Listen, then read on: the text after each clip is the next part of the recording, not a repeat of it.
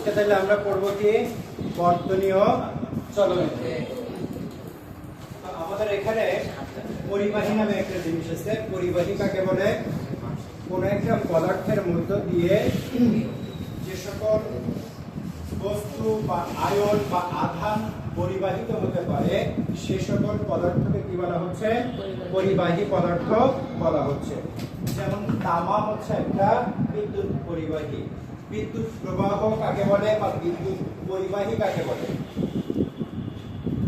বিদ্যুৎ প্রবাহ বলতে মূলত বোঝায় ইলেকট্রনের প্রবাহ। কিসের প্রবাহ?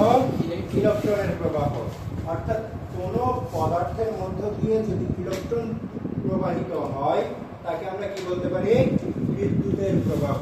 অর্থাৎ কোন পদার্থের মধ্য দিয়ে যখন ইলেকট্রন প্রবাহিত হবে তাকে আমরা বলতে পারি ওই পদার্থের মধ্য দিয়ে বিদ্যুৎ প্রবাহিত হয়েছে।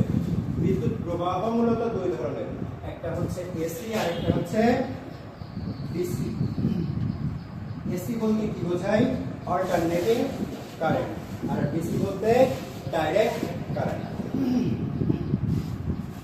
তো এসি প্রবাহ কাকে বলে? যে বিদ্যুৎ প্রবাহ সময়ের সাথে সাথে দিক পরিবর্তন করে সেই ধরনের বিদ্যুৎ প্রবাহটাকে কি বলা হয়? AC current. আর ডিসি কারেন্ট কাকে বলে? যে বিদ্যুৎ প্রবাহ বা তড়িৎ প্রবাহ সময়ের সাথে দিক পরিবর্তন করে না সে সকল বিদ্যুৎ প্রবাহকে কি বলা হচ্ছে? DC current. আচ্ছা, আমাদের এখানে আরেকটা টপিক আছে রোধ। রোধ কাকে বলে? কোন পরিবাহীর মধ্য দিয়ে তড়িৎ প্রবাহের সময় যে বাধার সৃষ্টি হয় তাকে কি বলা হচ্ছে? রোধ বলা হচ্ছে। রোধ কাকে বলে?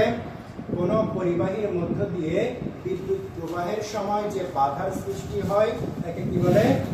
রোধ বলে। আচ্ছা, আমাদের এখানে আরেকটা টপিক আছে ওমের সূত্র। কিসের সূত্র? ওম নামে একজন বিজ্ঞানী আছে, তিনি একটা সূত্র প্রদান করেন তড়িৎ প্রবাহ এবং বিভব পার্থক্যের উপরে। সেই সূত্রটাকে আমরা বলছি ওমের সূত্র। ওমের সূত্রে কি বলা হচ্ছে? তাপমাত্রা নির্দিষ্ট থাকতে হবে। কি থাকতে হবে? টি এর মান, টেম্পারেচার কি থাকতে হবে? নির্দিষ্ট থাকতে হবে।